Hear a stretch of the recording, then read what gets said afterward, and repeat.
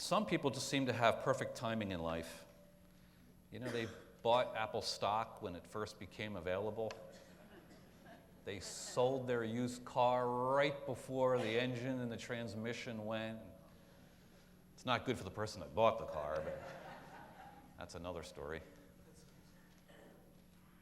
Timing is one of those things we just don't always understand. And God's timing is something we often struggle with. Why do things happen the way they do, when they do? And one of my favorite healing stories in the Gospels is from Mark chapter 5. And I want to look at that story with you now because there's a subtle sense of timing that comes to light in this story. And I'm just amazed at the power of Jesus and the healings that Jesus performed when he walked this earth, and the healings that he can still offer today. In Mark chapter 5, we have the story of a man who's delivered from demons. And then in verse 21, we move into another segment, another story. And it's two stories wrapped kind of into one. It's the healing of the woman who had an issue of blood and the raising of Jairus' daughter. Beginning in verse 21, it says, "When Jesus had again crossed over by boat to the other side of the lake, a large crowd gathered around him while he was by the lake. Then one of the synagogue leaders named Jairus came, and when he saw Jesus, he fell at Jesus' feet. He pleaded earnestly with him, 'My little daughter is dying. Please come and put your hands on her so that she will be healed and live.' So Jesus went with him." So the image at this point is that Jesus is in celebrity mode. He's done some amazing things. The word has gotten out. There's no social media, but it doesn't matter. Just like today, word of mouth is powerful. And people know that this man has special powers. And so they've followed him. They've waited for him as he's come the other side of the lake. And they're crowded around him. And somehow this man is able to push through the crowd and get to Jesus to speak to him. His name is Jairus. It says that he's a synagogue leader, which is interesting in itself that he wants to speak to Jesus, because synagogue leaders, the leaders of the faith of the day, Pharisees, scribes, they were opposed for the most part to what Jesus was teaching when Jesus came. They saw Jesus as the enemy. But you know, when your child is sick, you and I will do most anything to get them help, won't we? Isn't that a game changer? When your little girl is sick and dying, there's not much that a dad won't do to try to get his baby girl some help. So he pushes through the crowd, he gets to Jesus, and it says he pleaded earnestly. He fell at his feet. He falls down on his knees, begging Jesus, "My little girl is dying. Please come. Put your hands on her so that she will be healed and live." He believes. Whatever he believed before, he believes now. And he says, "Jesus, you can make the difference here." He's desperate. And Jesus sees that. And so he goes with him. So wherever Jesus was going to go, now he's going with Jairus. He's going to his home so he can meet his baby girl. Now, a large crowd followed and pressed around him. Again, he's in celebrity mode. People are just packed around him. And you know, in that day, it was not uncommon for a rabbi, a known teacher, to teach while they walked from one place to another. You know, they weren't driving around. They were walking most of the time. And so they would use that time to teach. And so it was important and of interest to people to be near the teacher in case they were throwing out words of wisdom, some pearls of wisdom that they could catch. And so people would want to be pressing in and be close to Jesus as he walked. So now Jesus has a new direction. He's following Jairus. But the story gets complicated. A woman was there who had been subject to bleeding for 12 years. She had suffered a great deal under the care of many doctors and had spent all she had. Yet, instead of getting better, she grew worse. When she heard about Jesus, she came up behind him in the crowd and touched his cloak, because she thought, if I just touch his clothes, I will be healed. Immediately, her bleeding stopped, and she felt in her body that she was freed from her suffering. Another desperate person looking for Jesus. And I guess it's a shame in a way that we have to be desperate sometimes to really look for Jesus. So many times you and I, we wait until our strength is run out and we say, I've tried everything. Oh, wait a minute. Yeah, there's Jesus. Maybe I should pray and ask him to help me. Whatever the reason for a person to come to Jesus, it's good. It's a good thing to come to Jesus. And this dad and now this woman are seeking his help. She's been bleeding for 12 years. Now, you got to unpack this part of the story a little bit because there's a lot going on here. This woman has suffered on many levels. She's been bleeding for 12 years, so physically she's been suffering. She's been very uncomfortable, to say the least. But you have to understand that according to the Jewish laws of the day, you can go back and read Leviticus chapter 15, and has all the laws and the rules. If you had some kind of discharge from your body, you were unclean. So she was separated socially from the people she would want to be connected to. You know, when you're sick, if you've ever been sick for a while or you know somebody that has an ongoing illness, you need people in your life to encourage you, to support you. This would have separated her from loved ones, would have kept her out of worship because she had this affliction of bleeding. So she's suffering physically, she's stranded emotionally, and it says she spent all that she had on doctors. But instead of getting better, she got worse. You know, we can examine some ancient writings that talk about the medical care of that day. And even though today we complain about medical care or health insurance, it was a lot worse back then. And there were a lot of quack doctors. People that weren't really doctors, but they knew they could make money taking advantage of people who were sick by giving them some crazy recommendation or cure. For example, one of the cures that was suggested for a person in her condition back in the day was to carry the ashes of an ostrich egg in a cotton rag, and that would make you better. Unless it was wintertime, and then it had to be a linen rag. So she would pay people to help her, and they would tell her things like this, and obviously it was no cure. So now she's suffering physically, socially, emotionally, and financially. She's desperate. And so she comes to Jesus, pushes through the crowd.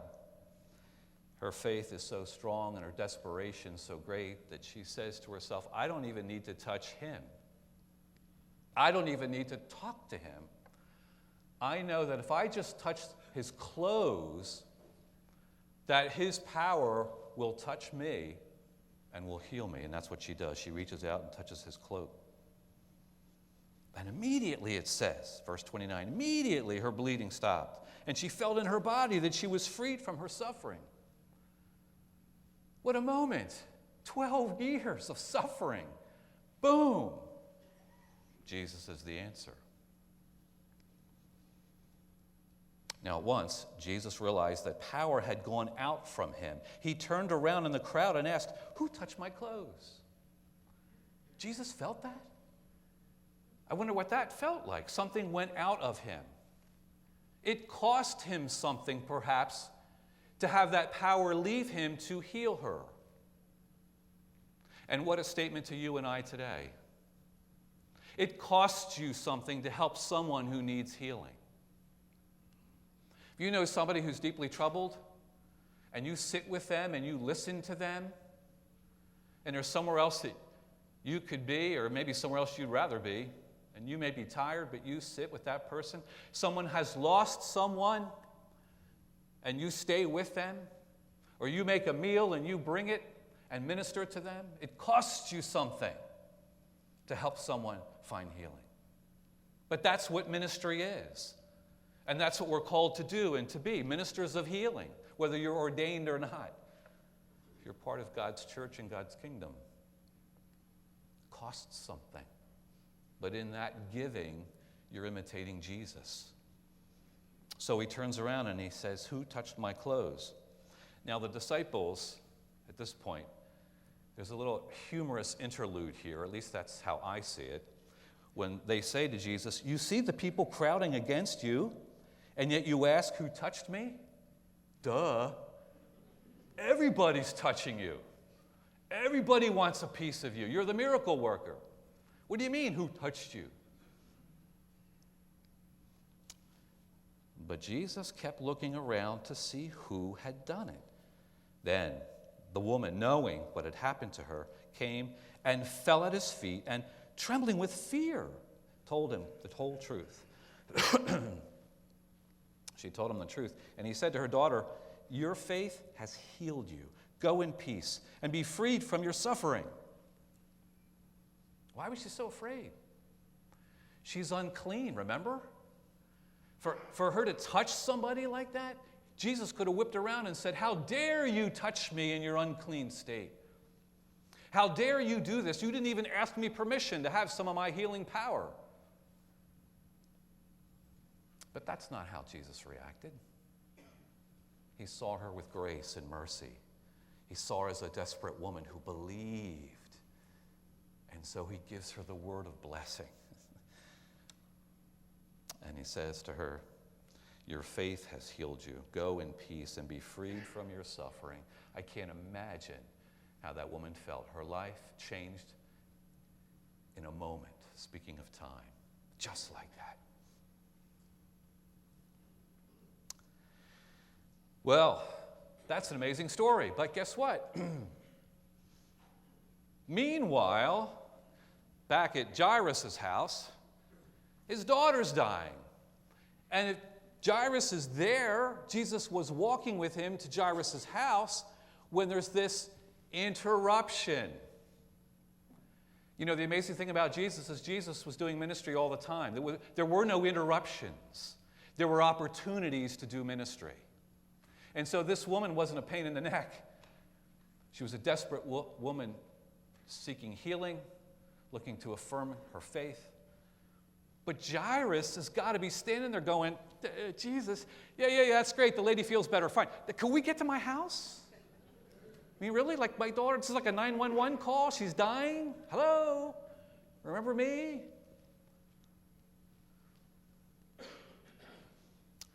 While Jesus was still speaking, verse 35, some people came from the house of Jairus, the synagogue leader. "Your daughter is dead," they said. "Why bother the teacher anymore?" Talk about deflating. There's this wonderful story of healing. The woman her life has changed after 12 years. And this desperate dad gets the word so abruptly. "Your daughter is dead. Don't bother the master." And then those wonderful words. Overhearing what they said, Jesus told him, "Don't be afraid, just believe." Don't be afraid, just believe. He speaks those words into your life and mine when we're ready to give up. When we say, "What's the point?" When our efforts have run out, our resources are gone, Jesus says, "Don't be afraid, just believe." Because as long as there's faith, there is hope. Well, Jesus did not let anyone follow him at that point except Peter, James, and John, the brother of James. When they came to the home of the synagogue leader, Jesus saw a commotion with people crying and wailing loudly. He went in and said to them, "Why all this commotion and wailing? The child is not dead, but asleep." But they laughed at him. So he comes on the scene. There's people crying. You know, back in that day, there were professional mourners. You would pay somebody to wail and cry because it just made it seem like the person who passed was more significant because there was just greater mourning. And so they may or may not have had those kind of people there. It might have just been the family. The girl was 12 years old. Crying, wailing. Jesus comes on the scene. And then he says, "She's not dead, but asleep." And there in that statement is the hope of the resurrection to everyone who dies in Christ. They are not dead, they are but asleep, and they shall be raised. But they don't understand. They don't know what he's going to do. And so they laugh at him, and they're probably angry with him, and they're probably saying to each other and to him, "How dare you? How dare you come here? This little girl just died. These parents are broken, and you have the nerve to come here and say, 'Oh, she's only asleep. Don't worry.'" And who could blame them? After he put them all out, he took the child's father and mother and the disciples who were with him and went in where the child was. He separates himself from the crowd. And now here's an intimate moment. Just those three disciples and the mom and dad. I picture the mother and father just kind of holding on to each other, weeping quietly, not knowing what's going to happen. The three disciples standing there like, "Oh, he's done some pretty wild things before. Maybe he can do something here. I don't know." And in that quiet moment, verse 41, he took the little girl by the hand and he said to her, "Talitha cum," which means, "Little girl, I say to you, get up." Immediately, the girl stood up and began to walk around. She was 12 years old. At this, they were completely astonished. He gave strict orders not to let anyone know about this and told them to give her something to eat. She's 12. She's almost a teenager. You know how teenagers eat. It's a practical word from Jesus. How overwhelming. She was dead, and now she's walking. Immediately it happened. That's the power of God. It's not so-so. It's powerful. It's powerful and it's real. And so she rises from the dead and she walks and she's alive, and her parents grab her and hold her like they've never held her before. I can't imagine. He did it again. He came on the scene where there was desperation, where there was futility, and he was the game changer. And you know, our futility is demonstrated here, and it's played off of God's authority and God's strength. And what we see in this story is that our futility, our desperation, may feel overwhelming at the time, but in God's eyes it can be an opportunity for there to be a change, and for God to be at work, and for God to do a miracle. This story says to me, no matter how down and out you and I are, it's too soon to quit. That as long as there is faith, as long as you believe, there is hope. And where there is faith and there is hope, there is Jesus Christ. And where there is Jesus Christ, there is a miracle. Even when the timing doesn't seem right. This woman waited 12 years. I don't know why. But her life was changed. This dad was desperate. Why didn't Jesus go immediately? Why did they have to suffer? Why did they have to suffer their daughter's death before they could suffer her being raised?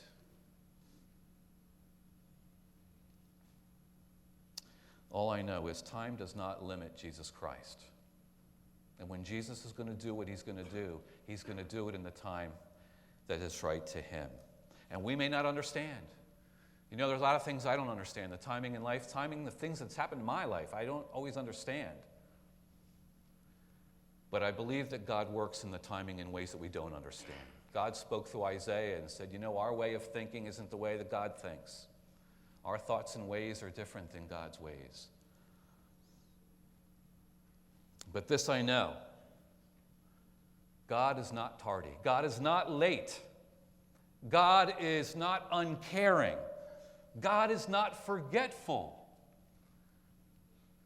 God is passionate for you, for your soul, and for your life and mine, and wants desperately to connect with us and share the journey with us. And so the words that he offered those who are desperate are fitting for us to hold to today. Don't be afraid. Just believe.